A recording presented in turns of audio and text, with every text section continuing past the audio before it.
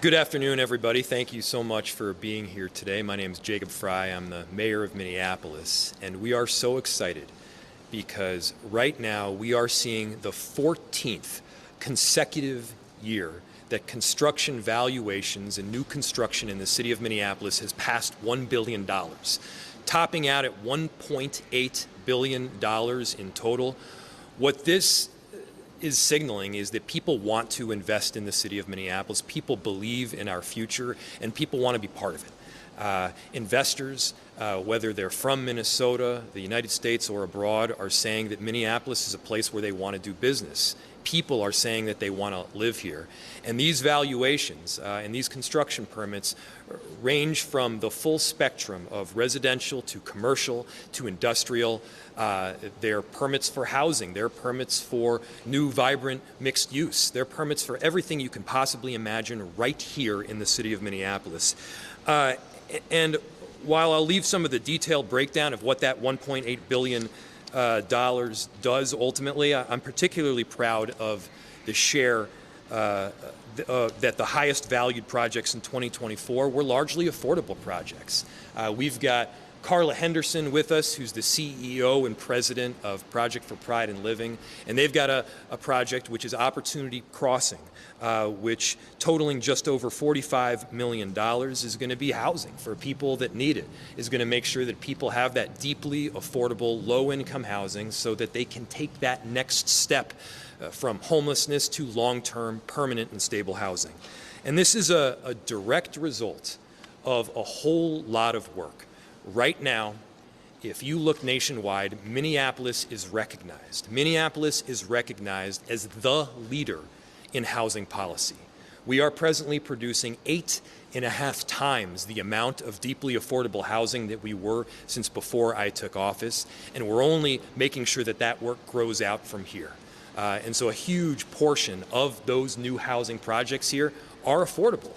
And that was intentional because we wanted to make sure that people have a foundation from which they can rise.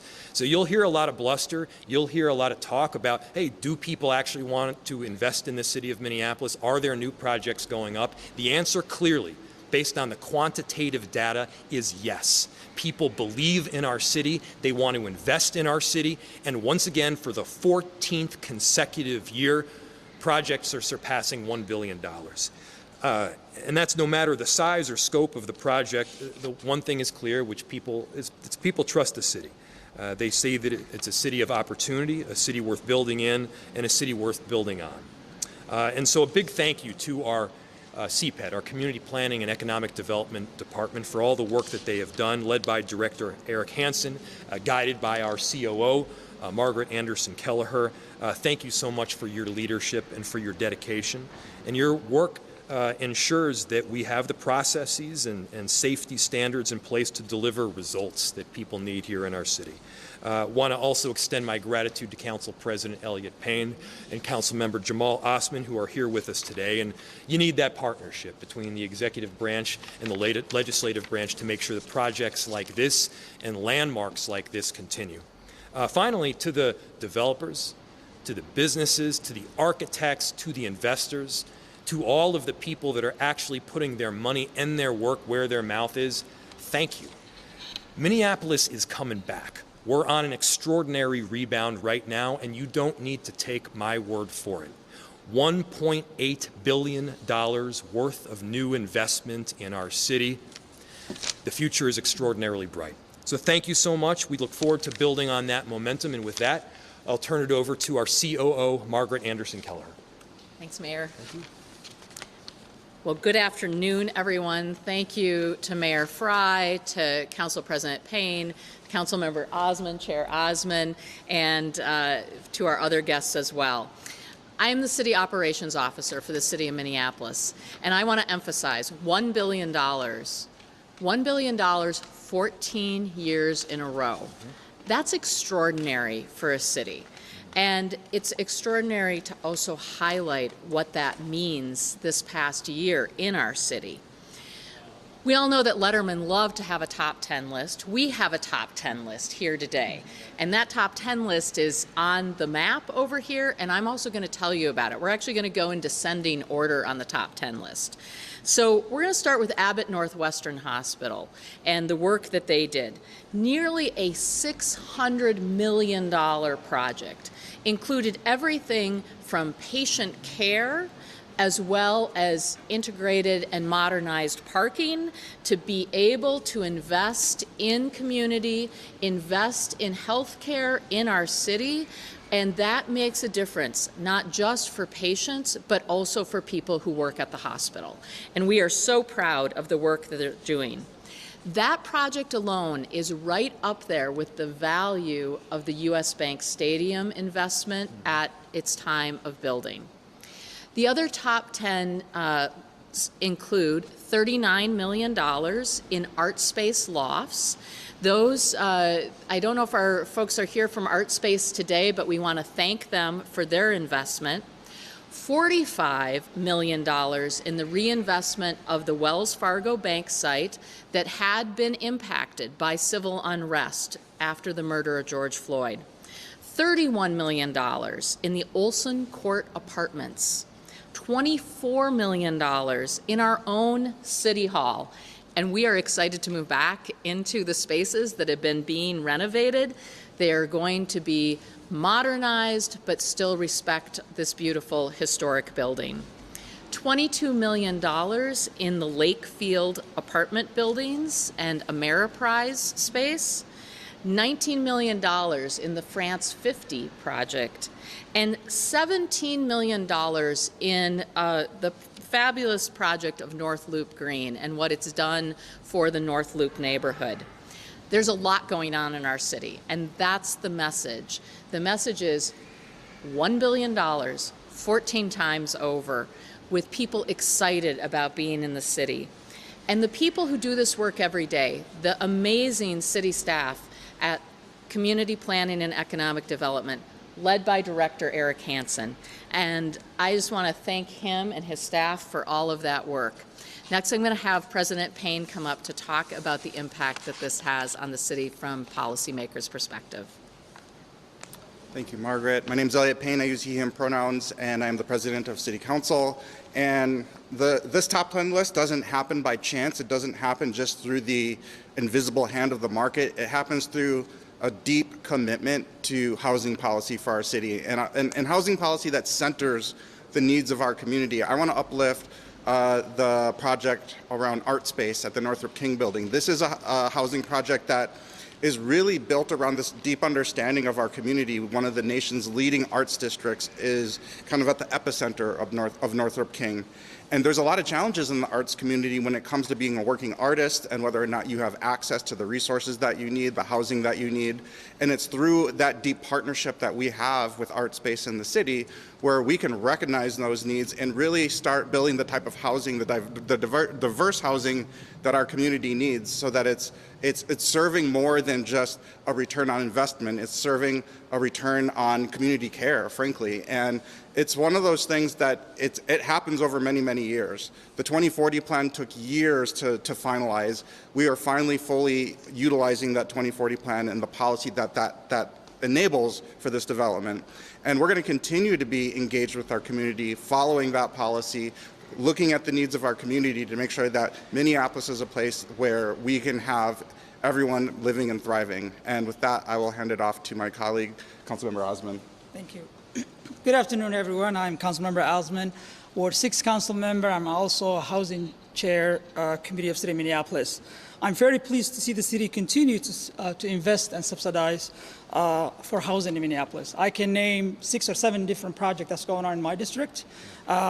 Native American Clinic, Wodak Commons. There's so many housing that the city of Minneapolis has invested for our residents. And I'm super excited for the home ownership. I think that buying a home can be a struggle.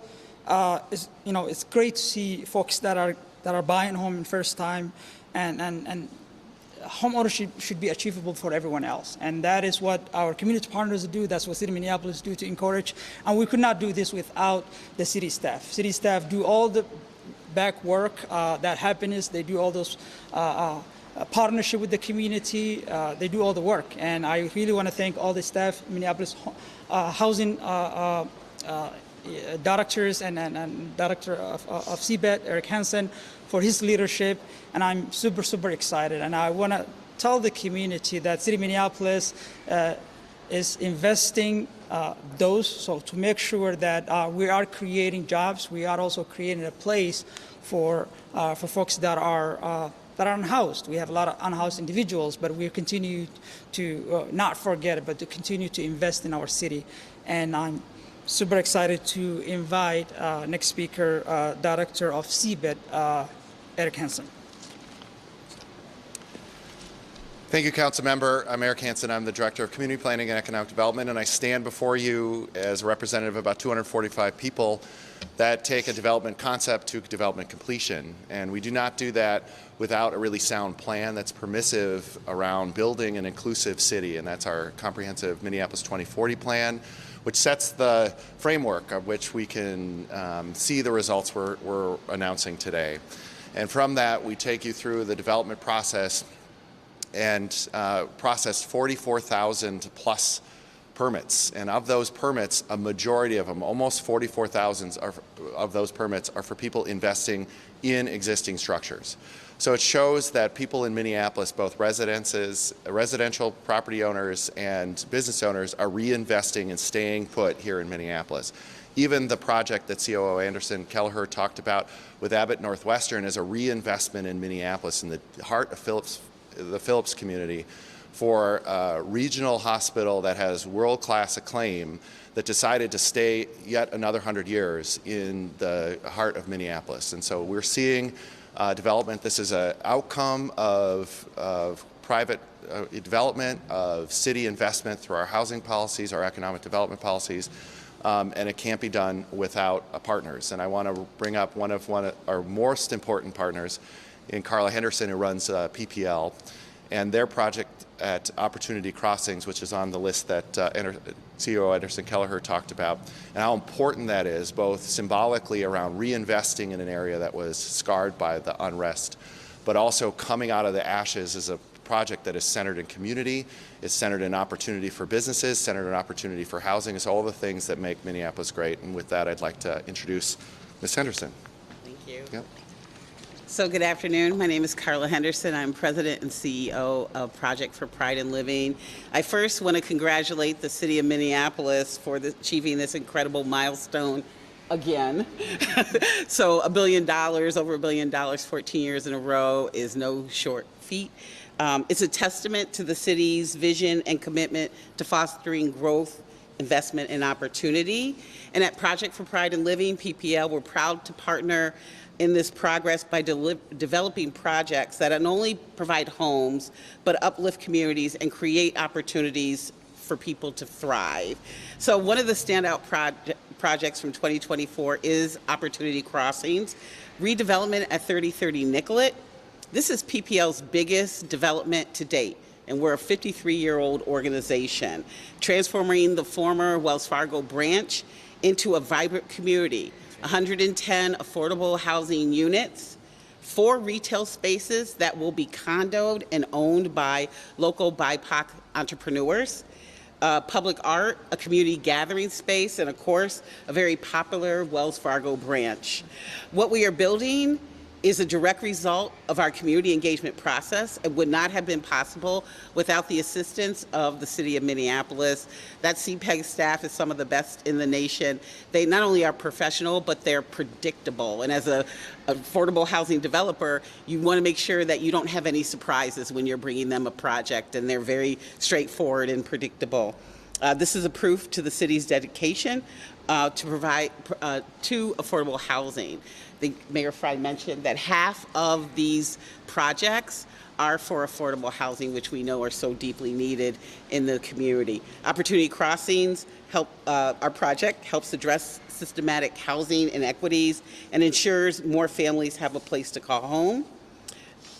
I will tell you at PPL, we look forward to continuing to work with the city to create vibrant communities where everyone has the opportunity to thrive. And we expect all of you to be at the ribbon cutting later this year at 3030 Nicollet. Thank you. Thank you. So as you can see, this provides some objective numbers behind this great Minneapolis comeback. The arc of our story didn't end with George Floyd's murder. The arc of our story is people picking themselves up, believing in Minneapolis, and making sure that we're putting our money and our time where our mouth is, and that's in our city. So as you can see, the strategies are working.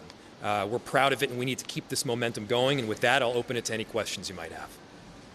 What are the trends that over the past 14 years this record? You know, over the years where we saw a lot of construction cranes in downtown building condominiums, et cetera. Right. What, have you noticed a change in the pattern of construction during this run? I have. There's many trends that you've seen over the last 14 years.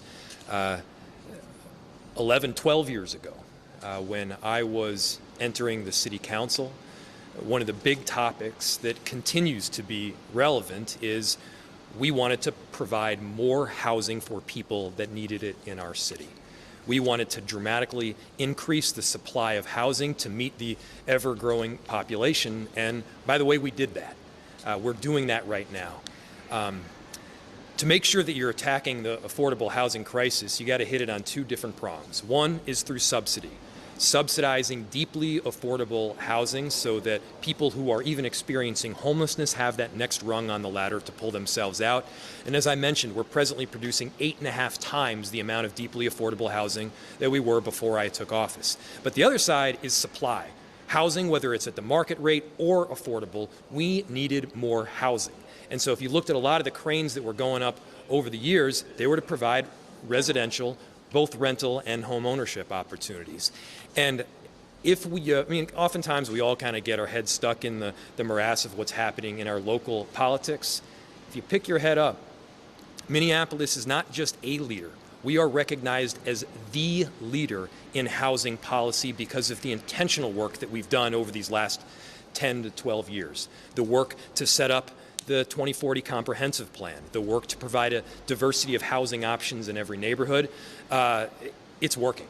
We've been able to keep rents down more than other cities. We've been able to keep inflation down. We were the first city in the country to get inflation below 2%. So in other words, the strategies are working. That was one phase. It's not just that, though. We've seen industrial, we've seen commercial. As our COO mentioned, the biggest project on here is Abbott Northwestern at over $1 billion. This is a huge expansion where they're doubling down, not just in the city of Minneapolis, but specifically in Phillips. And to have large-scale developments that are coming to fruition year after year for 14 years straight, that's something that is incredible. And right now, we're at another phase where we're seeing transitions from commercial to residential, recognizing that people want to live in a dense and vibrant city. They want to live where there's a lot of activity going on. And yes, there is a shift from purely office space in the core of downtown to having residential, commercial, even light industrial, all in one place. I think that's ultimately going to be a trend that we continue to see. That was a mouthful, but I'll... Any other questions? All right. Thank you, everybody. Thanks very much.